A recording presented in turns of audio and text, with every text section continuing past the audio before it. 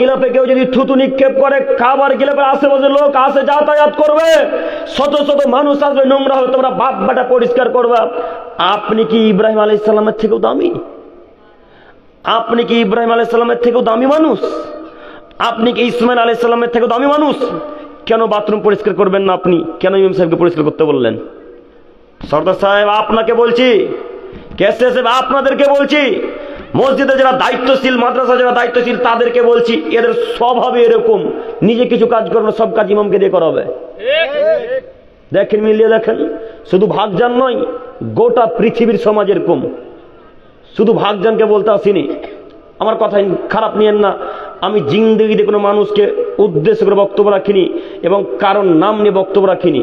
এতক্ষণ কোন সভাপতি কেসের নাম নিয়েছি? কথা বলেন।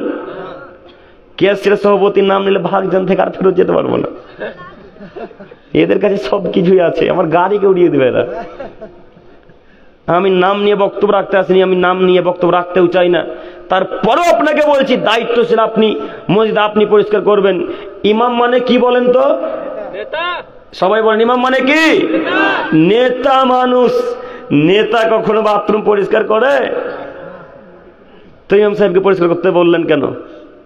ইমাম সাহেবের সম্মান কত আপনি জানেন? আল্লাহ নবী বলছেন, এরা আমার উত্তরসূরি, এরা আমার উত্তরাধিকারী, এরা আমার উত্তরাধিকারী। এত দামি মানুষকে আপনি বাথরুম পরিষ্কার করতে বললেন মানে কি দেখাতে চাচ্ছেন আপনি? তার কত সম্মান, তাদের মান মর্যাদা কত বেশি, কত মান মর্যাদা বেশি। একটু দেখেন, আল্লাহ নবী সাল্লাল্লাহু আলাইহি সাল্লাম বলছেন, যারা জ্ঞান চর্চা করে তাদের জন্য ক্ষমা চাই এই বাল্ব, যারা জ্ঞান চর্চা করে তাদের জন্য ক্ষমা চাই পানির পেটে মাছ, যারা জ্ঞান চর্চা করে তাদের জন্য ক্ষমা চাই গর্তে পিপিলিকা, যারা জ্ঞান চর্চা করে তাদের জন্য ক্ষমা চাই আসমান এবং জমিনে যা কিছু আছে, যারা জ্ঞান চর্চা করে তাদের জন্য ক্ষমা চাই আসমান এবং জমিনের মধ্যে যা, এইগুলো সব কিছুই পড়ছেন এরা আসমান জমিনের বাইরে। মোবাইলটা আসমান জমিনের বাইরে, কথা বলে না। এই মাইকটা আসমান জমিনের বাইরে, এই ঘড়িটা আসমান জমিনের বাইরে, ওই গাড়িটা, টিউবওয়েল, ইট, পাথর, পৃথিবীতে যত প্রাণী, জড়বস্তু, জড় পদার্থ যা কিছু আছে সবাই আল্লাহকে ভাই। কোন মানুষের জন্য ভিক্ষা চাই? এই সব কিছু সবাই তো আমরা জ্ঞান চর্চা করি, তাই না? এখানে একটা কথা পুশিদা থেকে যাচ্ছে, মানে গোপন থেকে যাচ্ছে, যে তাহলে কি এই বাল্ব, টিউবওয়েল, কল কারখানা, পৃথিবীতে যত জড়বস্তু, জড় পদার্থ আছে এরা সবাই কি আল্লাহর কাছে সব মানুষের জন্য ভিক্ষা চাই? জি না, সবার জন্য নয়। কেমন জ্ঞান চর্চাকারীদের জন্য ভিক্ষা চাই? যারা ইসলামিক জ্ঞান চর্চা করে তাদের জন্য। আমি আপনাকে অনুরোধ করে বলছি, আলেমদেরকে সম্মান দিতে শিখুন, ইমামদেরকে সম্মান দিতে শিখুন, নেতাদেরকে সম্মান দিতে শিখুন। ওরা দামি মানুষ, ওরা উচ্চ মর্যাদার মানুষ, ওরা দামি মানুষ। ওদেরকে আজকে থেকে আর জিন্দেগিতে বাথরুম পরিষ্কার করতে বলবো না ইনশাআল্লাহ, আর কোনদিন মসজিদ ঝাড়ু দিতে বলবো না ইনশাআল্লাহ। ইমাম সাহেবের ইচ্ছা হলে দেবে, ইচ্ছা যদি না হয় তো দেবে না। এটা তাদের খুশি, ইখতিয়ার। আপনি তাকে ধমক দিয়ে দায়িত্ব কাজ করে নিতে পারবেন না। আপনাকে আমি অনুরোধ করে বলে যাচ্ছি, আজকে থেকে আর ধমক দেব না ইনশাআল্লাহ। দেব আর দেব না ইনশাআল্লাহ। আল্লাহ কবুল করো, সকলে বলে আমিন। সম্মানিত তিনি ভাই, আপনাকে আমি বোঝাতে চাইছিলাম যে কিয়ামতের মাঠ, ওই কিয়ামতের মাঠে যদি টিকতে হয় তাহলে পৃথিবীতে যত মানুষ, হিন্দু, খ্রিস্টান, বৌদ্ধ, যত মানুষ আছে এদের সাথে নম্র আচরণ, ভালো আচরণ করা লাগবে। একটু এ বাক্যকে এখানে রেখে একটা আয়াত পেশ করে সামনের দিকে এগিয়ে যাই। মহান আল্লাহ তাআলা বলেন, ইয়া আইয়ুহান নাস, হে মানব সম্প্রদায়, ইন্নাকা কাদিহুন ইলা রাব্বিকা কাদহান ফামুলাকিহ, পৃথিবীর মানুষ তোমরা তোমার রবের নিকটে যদি যেতে চাও। আয়াতের অর্থ বোঝা গেল কি? কথা বুঝতে পারেননি মনে হয়। একটু মনোযোগ দিয়ে বক্তব্য শুনেন। সম্মানিত মা বোন, আপনার আওয়াজ যেন না আসে, আপনি একটু দয়া করে মুখটা বন্ধ রাখুন। আপনাকে আমি অনেক ভালোবাসি, আপনি একটু মুখটা দয়া করে বন্ধ রাখুন। আমাকে অন্য ভাষা বের করতে বাধ্য করিয়েন না, আপনাকে আমি অনুরোধ করে বলছি, আপনি একটু মুখটা বন্ধ রাখুন। সম্মানিত তিনি ভাই, মহান আল্লাহ তাআলা বলেন, ইয়া আইয়ুহান নাস, হে মানব সম্প্রদায়, ইন্নাকা কাদিহুন ইলা রাব্বিকা কাদহান, তোমাকে তোমার রবের নিকট পৌঁছাতে অনেক কষ্ট ত্যাগ স্বীকার করতে হবে। দাওয়াত দিতে যাবেন তখন আপনাকে অনেক মানুষ গালি দিবে, দাওয়াত দিতে যাবেন তখন আপনাকে অনেক মানুষ গালি দিবে। কষ্ট মানে সালাত আদায় করা কষ্ট, সালাত আদায় করে রবের সাক্ষাৎ নিতে হয়। কষ্ট মানে সিয়াম পালন করা কষ্ট, সিয়াম পালন করে রবের সাক্ষাৎ মিলে। কষ্ট মানে হজ পালন করা খুব কষ্টের কাজ, হজ পালন করে রবের সাক্ষাৎ করলে তোমাদেরকে অনেক কষ্ট করতে হবে, তাহলে তোমরা আমার সাক্ষাৎ পাবে, আমি আল্লাহ তোমাদের সাথে সাক্ষাৎ করব।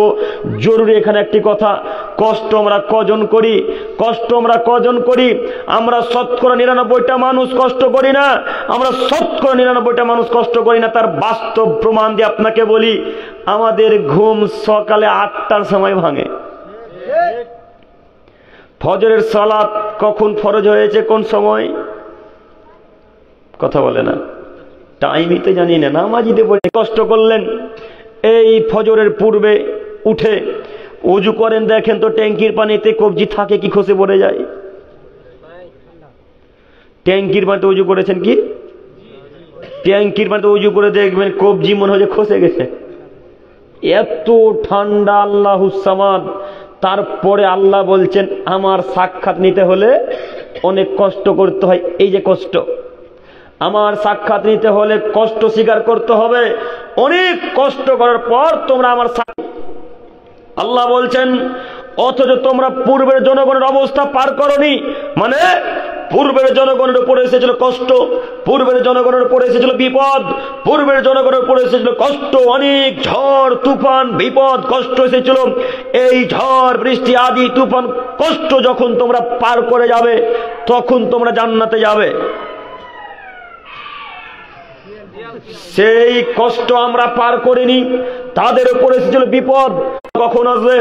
নবী রাসূলগণ মুখ দিয়ে বলতে বাধ্য করেছে, বাধ্য হয়েছে, বলছেন মাতা নাসরুল্লাহ, আল্লাহর সাহায্য কখন আসবে? আল্লাহ কি আমাদেরকে সাহায্য করবেন না? আল্লাহ কি আমাদেরকে সহযোগিতা করবেন না? আমরা কি বিপদে মারা যাব?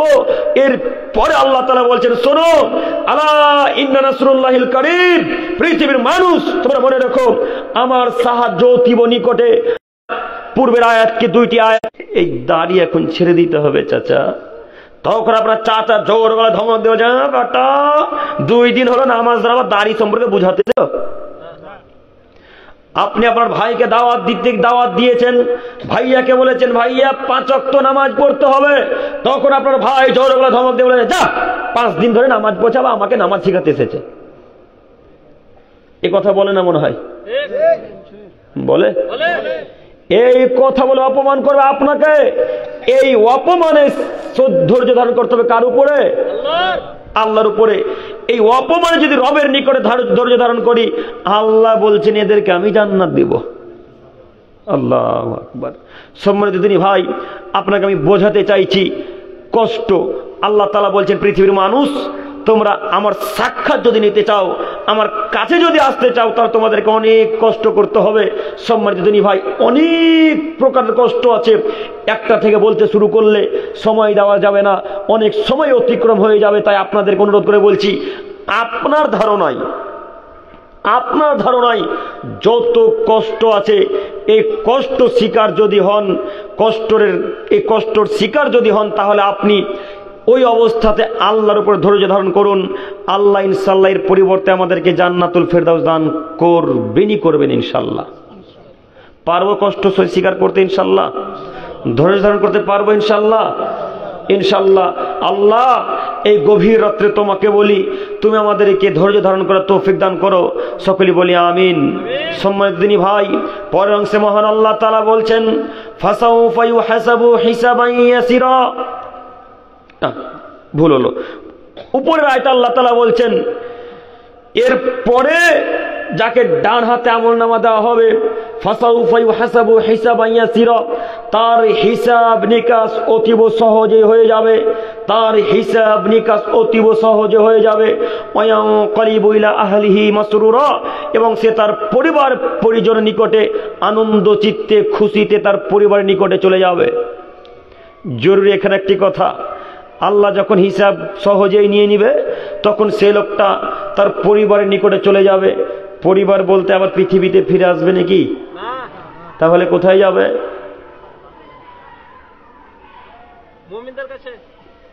কথা বুঝতে পারেননি মনে হয়। আল্লাহ বলছেন আমি যখন মুমিন বান্দা বান্দির হিসাব নিয়ে নেব, যদি তার হিসাব ঠিক হয়ে যায় তাহলে সে তার পরিবার পরিজনের নিকটে অতীব সহজে আনন্দ চিত্তে খুশিতে ফিরে যাবে। পরিবার বলতে জান্নাত, পরিবার বলতে জান্নাতে তার হুরের নিকটে চলে যাবে। কতজন হুর পাবে?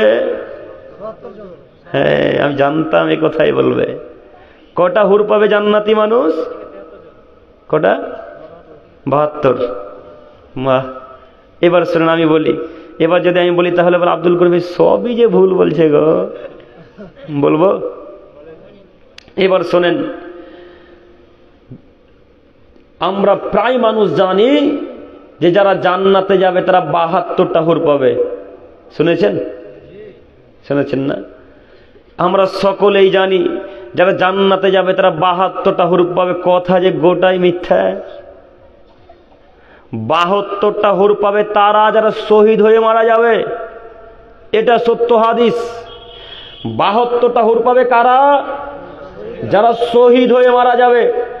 আর আমি আপনি যদি আল্লাহর দয়াতে জান্নাতে যাই তাহলে কটা হুর পাবো? 2টা।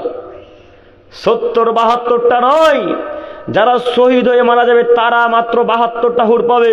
আর আমি আপনি যদি আল্লাহর দয়াতে জান্নাতে যাই তাহলে কটা হুর দিবেন আল্লাহ আমাদেরকে? 2টা। এই 2টা হুরের কাছে আমি আপনি ফেরত যাব আল্লাহ যদি আমাদের হিসাব নিকাশ সহজেই নিয়ে নেয়। আর আল্লাহ তাআলা যদি আমাদের হিসাব নিকাশ খুব কঠিন ভাবে নেয়, পিঠের পিছন দিক দিয়ে যদি বাম হাতে আমলনামা দেয়, তাহলে সেই লোকটা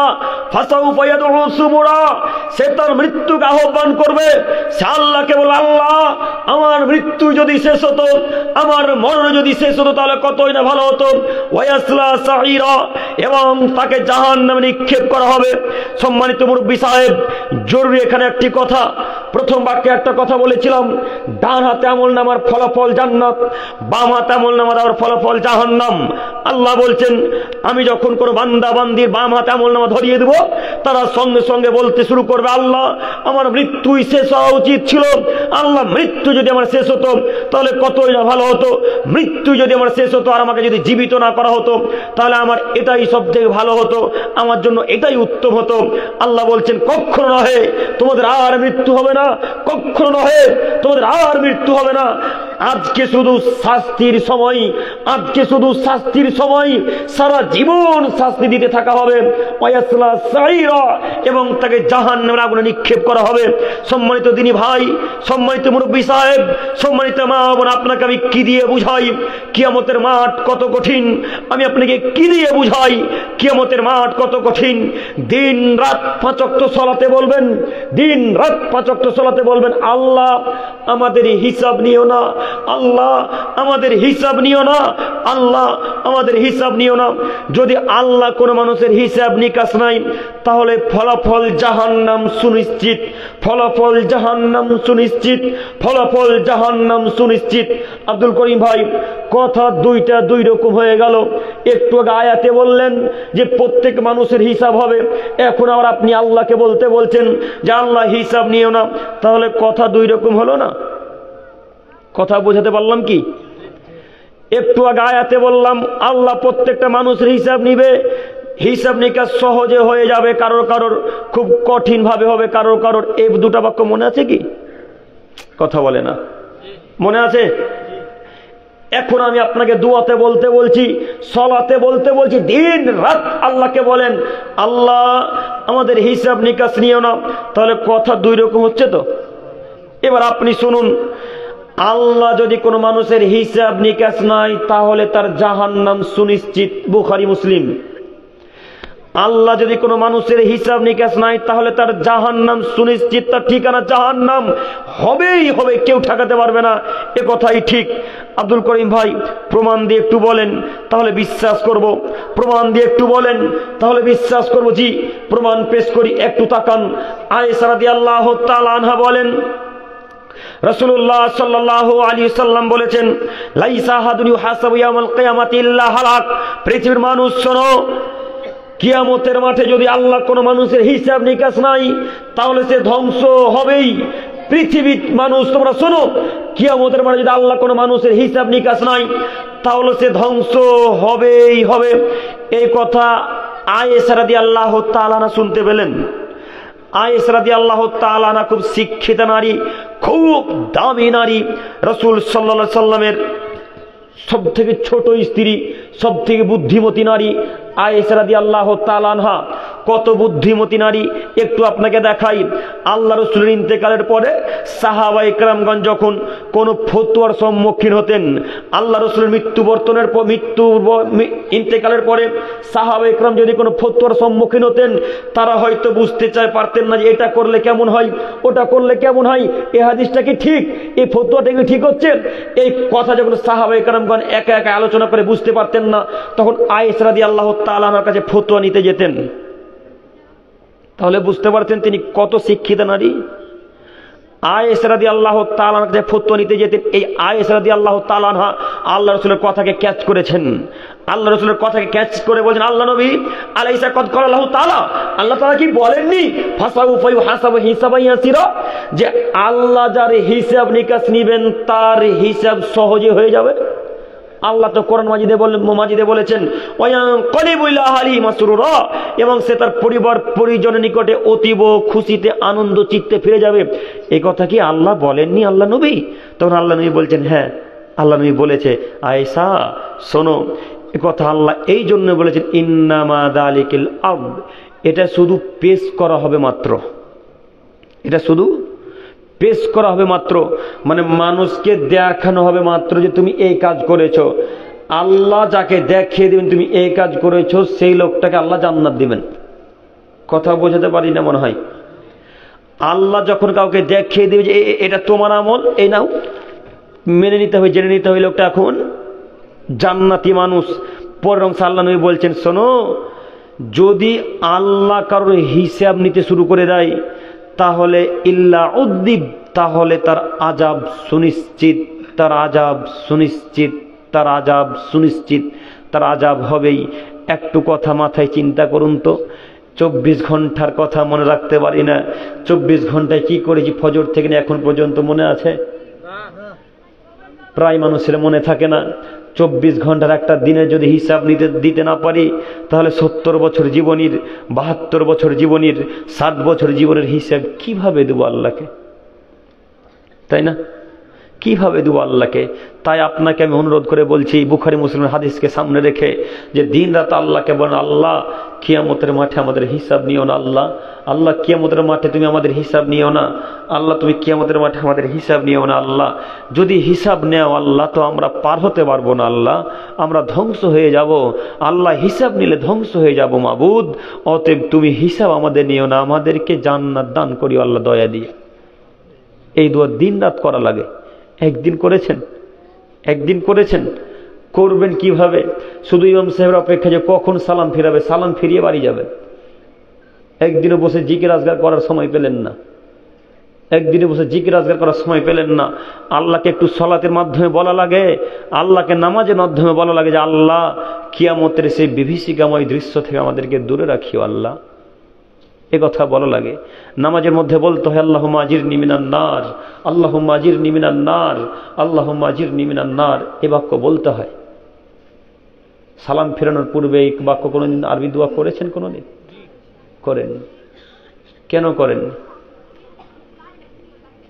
সম্মানিত মুরব্বী সাহেব, আপনি মনে করেছেন আমল দিয়ে জান্নাতে যাব? জি, আমল দিয়ে আমি আপনি কেউ জান্নাতে যেতে পারবো না। স্বয়ং মুহাম্মদ সাল্লাল্লাহু আলাইহি সাল্লাম তার নিজের আমল দিয়ে যদি জান্নাত না যেতে পারে তাহলে আমি আর আপনি পারবো? আল্লাহ নবী সাল্লাল্লাহু আলাইহি সাল্লাম, বুখারী মুসলিমের হাদিস, 3 জন সাহাবী আল্লাহ রাসূলের স্ত্রীর কাছে আসলো। কিছু 3-4টা স্ত্রীর কাছে এসে আল্লাহ সাহাবায়ে কেরাম বলছেন, উম্মুল মুমিনিন, হে আম্মাগণেরা, আল্লাহ রাসূলের একটু ইবাদত সম্পর্কে বলেন না। আল্লাহ রসুল কি কি ইবাদত করতেন একটু বলেন। তখন কয়েকজন স্ত্রী মিলে বললেন, আল্লাহ নবী এই এই ইবাদত করেন, আল্লাহ নবী এই এই ইবাদত করেন। তখন তিনজনের একজন বলছেন, এত ইবাদত, আস্তাগফিরুল্লাহ, এত কম ইবাদত আল্লাহ নবী করেন, এত কম ইবাদত আল্লাহ নবী করেন। আল্লাহ নবী কম ইবাদত এই জন্যে করেন যে তার আগের গুনাহ মাপ, পিছনের গুনাহ মাপ, তার আগের গুনাহ মাপ, পিছনের গুনাহ মাপ। এই কথা তিনজনে বলা বলি করতে শুরু করলেন। আপসে অনেক কথা বললেন, লম্বা হাদিস, গোটাই তর্জমা করছি না। রাসূল সাল্লাল্লাহু আলাইহি সাল্লাম আসলেন। রাসূল সাল্লাল্লাহু আলাইহি সাল্লাম এসে বলছেন, তোমরাই কি সেই তিনজন মানুষ যারা বলেছ যে আমি আর বিবাহ করব না, যারা বলেছ আমি রাত্রে আর ঘুমাবো না, যারা বলেছ আমি আর কোনোদিন সিয়াম ভঙ্গ করব না, তোমরা কি সেই তিনজন মানুষ? তারা বললেন হ্যাঁ। তখন আল্লাহ নবী বলছেন, শোনো, আমি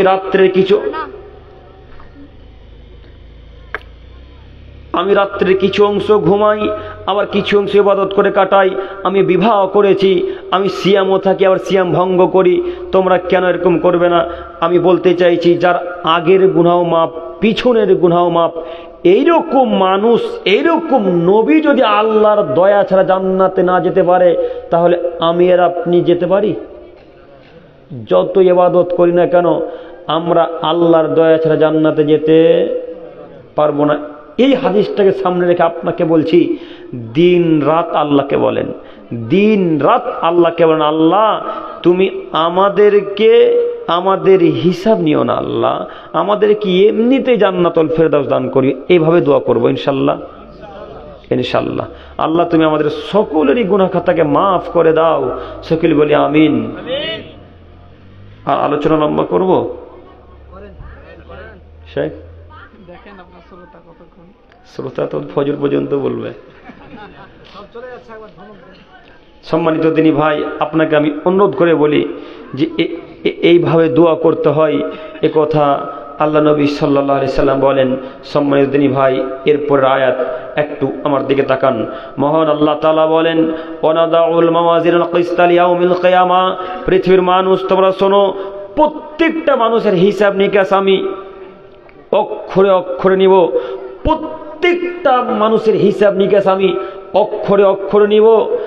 ফালা তুযলামু নাফসুন শাইআ, কোন মানুষের উপর আমি অত্যাচার করব না, কোন নফসের উপর আমি অত্যাচার করব না। ওয়া ইন কানা মিসকাল হাববাতিন মিন খারদালিন আতাইনা বিহা, কেউ যদি সরিষা দানা সম পরিমাণ ভালো কাজ করে, তবু আমি কিয়ামতের মাঠে পেশ করব। কেউ যদি সরিষা দানা সম পরিমাণ খারাপ কাজ করে, তবু আমি পেশ করব। ওয়া কাফা বিনা হাসিবিন, আমি হিসাব গ্রহণে যথেষ্ট, আমি হিসাব গ্রহণে যথেষ্ট। আমি আল্লাহ তাআলা হিসাব গ্রহণ সব থেকে ভালো পারি, আমার মতো হিসাব কেউ করতে পারে না। এ কথা আল্লাহ তাআলা বলছেন। সম্মানিত মুরব্বী সাহেব, আয়াতের প্রথম বাক্যের তাফসীর, প্রথম বাক্যের ব্যাখ্যা একটু আমার দিকে তাকান। মহান আল্লাহ তাআলা বললেন, ওয়ানাদাউল মাওয়াজিনাল কিসতা লিয়াউমিল কিয়ামা, আমি প্রত্যেকটা মানুষের কিয়ামতের মাঠে হিসাব নিকাশ করব অক্ষরে অক্ষরে। এই বাক্যের কথা বলতে গিয়ে আপনাকে একটা কথা বলি, আপনি যদি এতটুকু কোনো মানুষের উপর অত্যাচার করেন, তবু আল্লাহ কিয়ামতের মাঠে হিসাব নেবেন। আপনি যদি বেশি অত্যাচার করেন, তবু আল্লাহ আপনার হিসাব নেবেন। আপনি যদি আব্দুল করিমকে গালি দিয়ে বসেন, তবু আল্লাহ হিসাব নেবেন। আপনি যদি আব্দুল করিমকে শুধু অন্য গালি দেন, খারাপ গালি দেননি, একটু ভালোভাবে গালি দিয়েছেন, তবু আল্লাহ হিসাব নেবেন। এতটুকু অত্যাচার করলেও হিসাব, বেশি অত্যাচার করলেও হিসাব। এবার আপনাকে বলি মুরব্বী সাহেব, আপনি কসাই মানুষ, আপনি গোশত বিক্রেতা, একটু তাকান। আপনি কসাই মানুষ, আপনি গোশত বিক্রেতা, প্রত্যেক দাঁড়িতে আপনি 1 কিলো গোশে 10 গ্রাম করে গোশত কম দিয়েছেন। এখন আপনার কি হবে? দাঁড়িতে কম দেয় না গোশত? দেয়। শুধু কি গোশত কম আছে, আলু কম আছে না? দাড়ি পাল্লাই সব কিছু কম বেশি হয়। আপনার ওই বাটখারা বলেন নাকি, ওই 500 বা 1 কিলোর বাটখারাটার পিছন দিকে দেখবেন গোটাই ফাঁকা,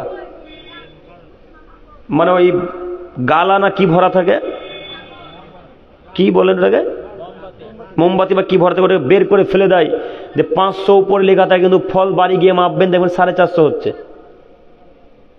হয় না? কালিয়াচকে প্রায় মানুষ ফলের ব্যবসা করে। এখন যদিও কম্পিউটার হয়ে গেছে, যদিও এখন কম্পিউটার হয়ে গেছে, তবুও কমও বেশি হয়।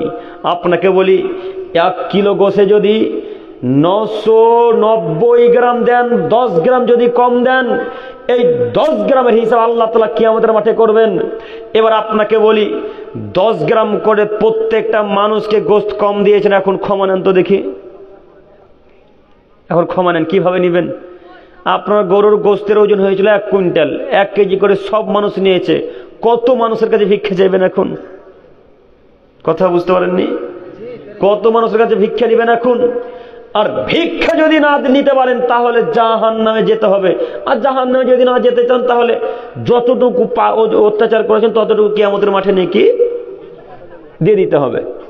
যার উপর অত্যাচার করেছেন যতটুকু নেকি, ওই যতটুকু অত্যাচার করেছেন ততটুকু নেকি কিয়ামতের মাঠে দিয়ে দিতে হবে।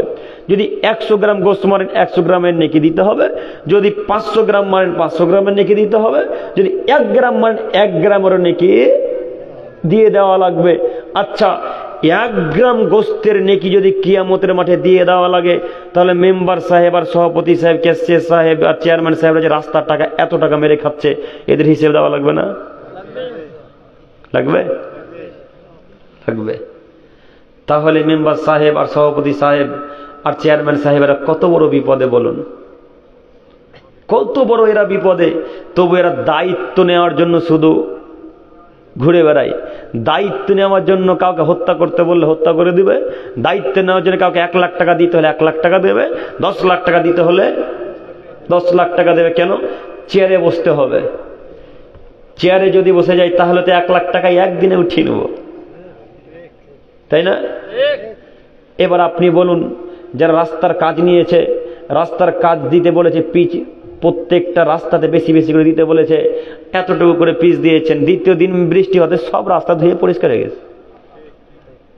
এখন ওই মেম্বার আর চেয়ারম্যানকে ক্ষমা নিতে বলেন তো দেখি।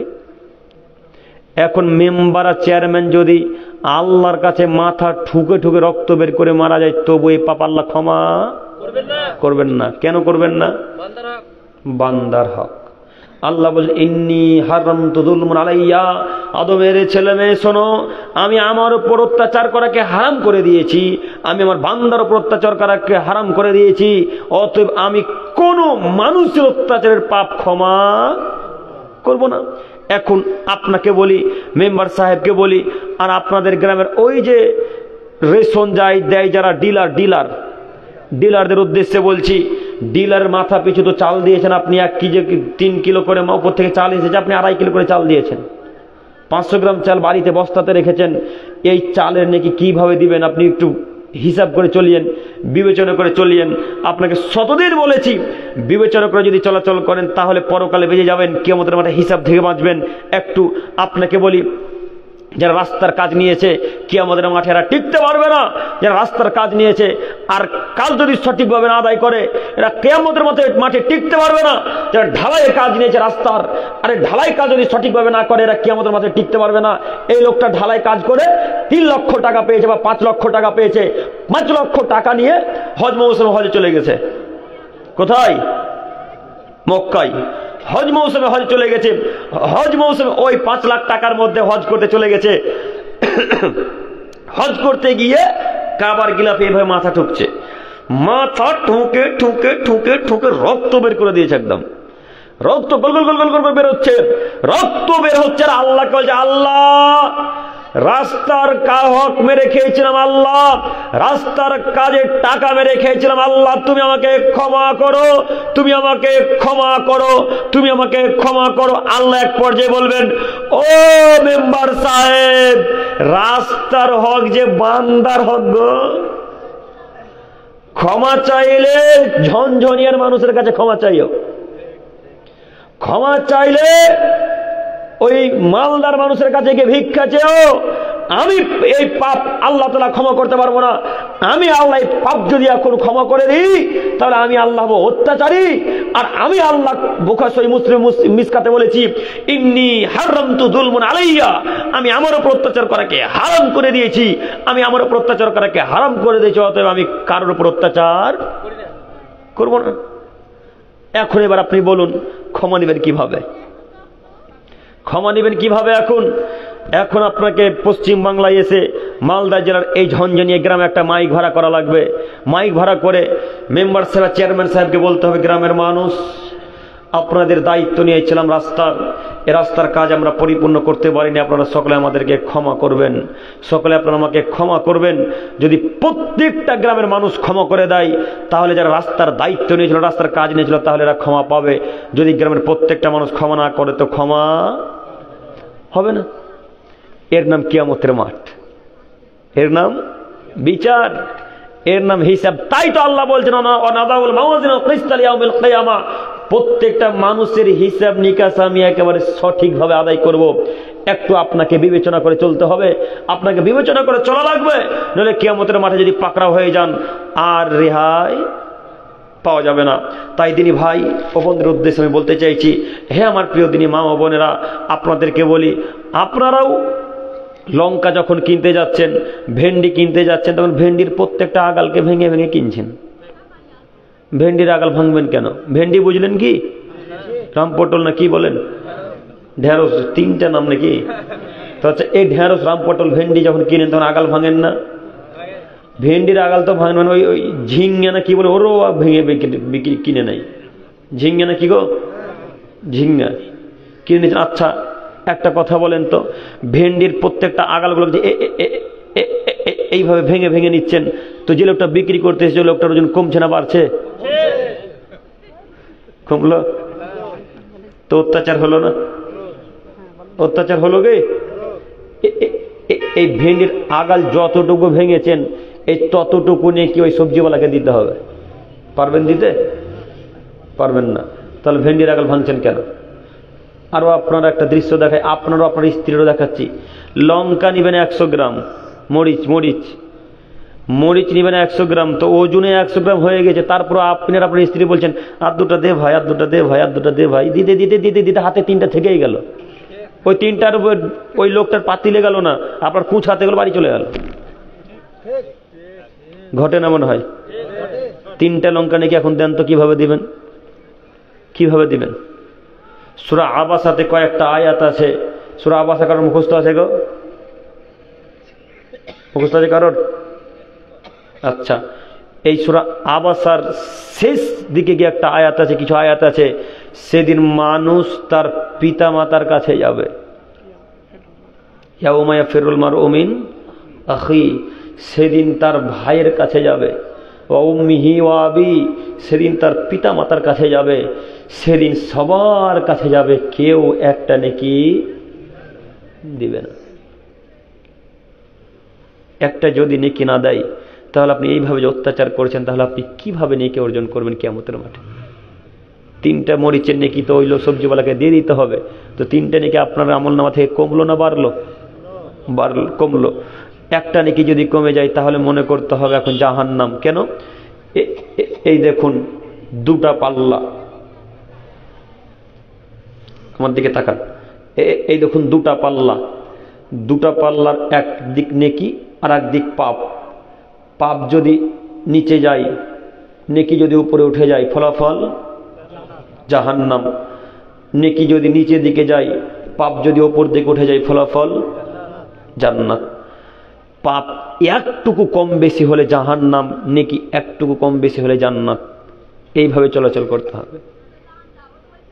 সম্মানিত মুরব্বী সাহেব, সম্মানিত দিনী ভাই, আপনাকে আমি অনুরোধ করে বলছি, আপনারা হয়তো ভাববেন যে আব্দুল করিম ভাই শুধু আমাদেরকে বকতেই এসেছে।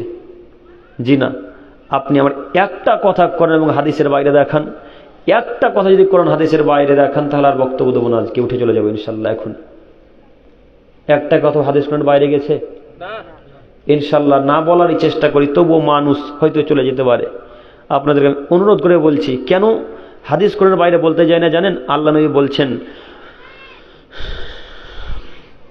মান কাযাবা আলাইয়া মুতাম্মিদান ফালিয়াতাবাওয়াউ মাকাদাহু মিনান নার। পৃথিবীর মানুষ তোমরা শোনো, আমার ব্যাপারে যদি তোমরা একটা কথা বলো আর সেই একটা কথা যদি আমার না হয়, তাহলে তোমাদের থাকার জায়গা জাহান্নাম। এই জন্য আমি যেখানে আলোচনা করি এই হাদিসটা মাথাতে শুধু ঘোরে, যে বক্তব্য দিয়েও জান্নাতে জাহান্নামে যাব, আল্লাহ বক্তব্য দিয়েও জাহান্নামে যাব। এই জন্য বক্তব্য দিতে আসার আগে একটু যাচাই বাছাই করি, পড়াশোনা করে আসি। সম্মানিত মুরব্বী সাহেব, সম্মানিত দিনী ভাই, আপনি মনে করিয়েন না যে আমি এসে 1 ঘন্টা বক্তব্য দিয়ে টাকা নিয়ে চলে যাচ্ছি। জি না, শুধু 1 ঘন্টা বক্তব্যটা দেখছেন, 4-5 ঘন্টা থেকে যে সফর করে আসে এগুলা দেখেন না আপনারা, এখন আপনারা ঘুমিয়ে যাবেন। হ্যাঁ, কথা বুঝেননি? এখন গিয়ে তো ঘুমিয়ে যাবেন, এখন আবার আমাদেরকে 3-4 ঘন্টা যেতে হবে। কষ্ট আমাদের বেশি না আপনাদের বেশি? আমাদের। আর আপনারা প্রায় লোক বলছেন যে 1-1.5 ঘন্টা বক্তব্য রেখে টাকা নিয়ে চলে গেল। তো দিচ্ছেন কেন টাকা, ডাকছেন কেন? আপনি বক্তব্য দেন। কথা বুঝতে পারেননি?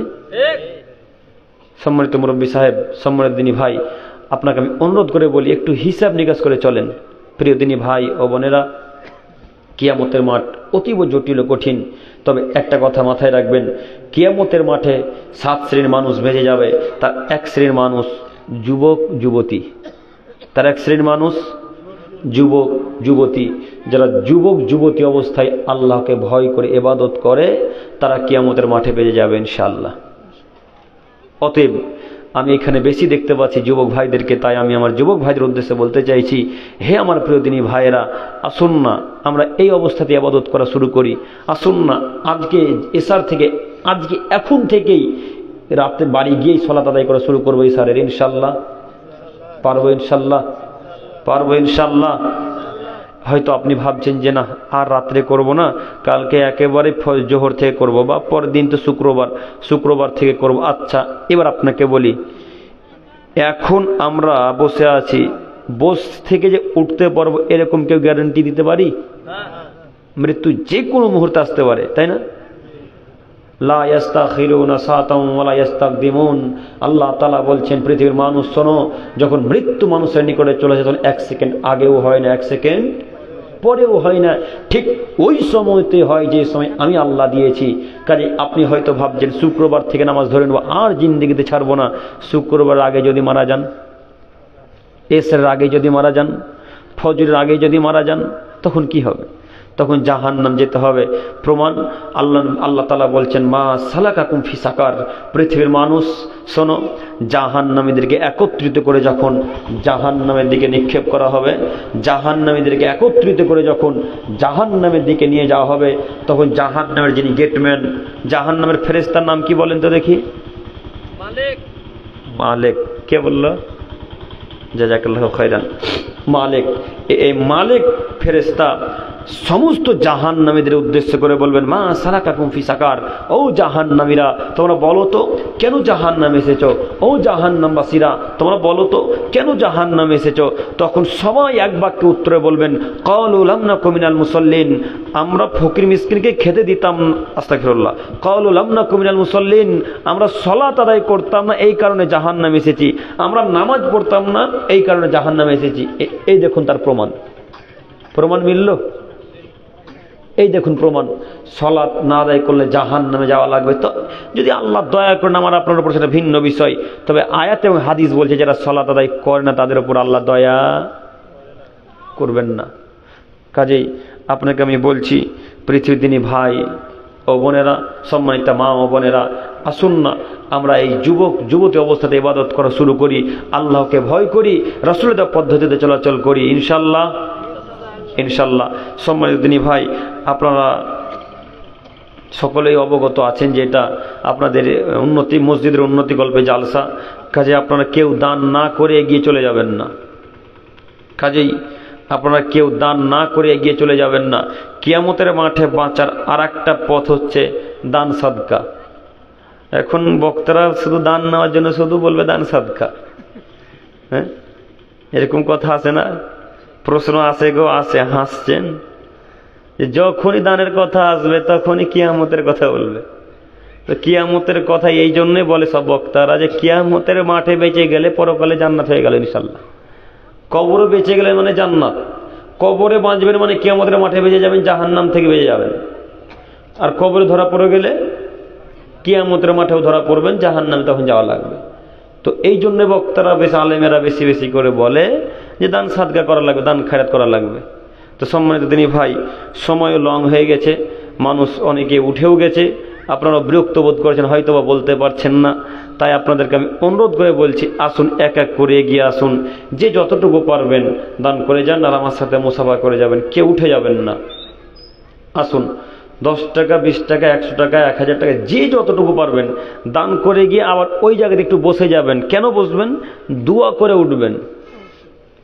দোয়া করে যদি না ওঠেন তাহলে আপনার আশা আকাঙ্ক্ষা পূর্ণ হবে না।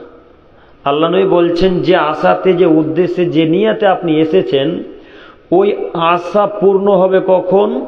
দোয়া বলে উঠার পর। উঠে দোয়া বলতে হবে না, বসে দোয়া বলতে হবে, তারপর উঠতে হবে।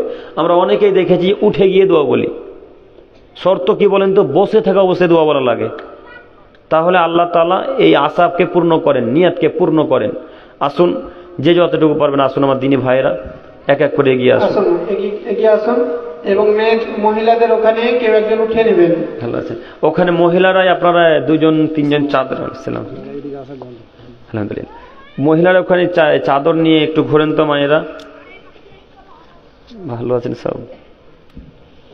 মহিলাদের গেটের মুখে কেউ চাদর নিয়ে দাঁড়িয়ে যাবেন ওখানে। ভালো সব?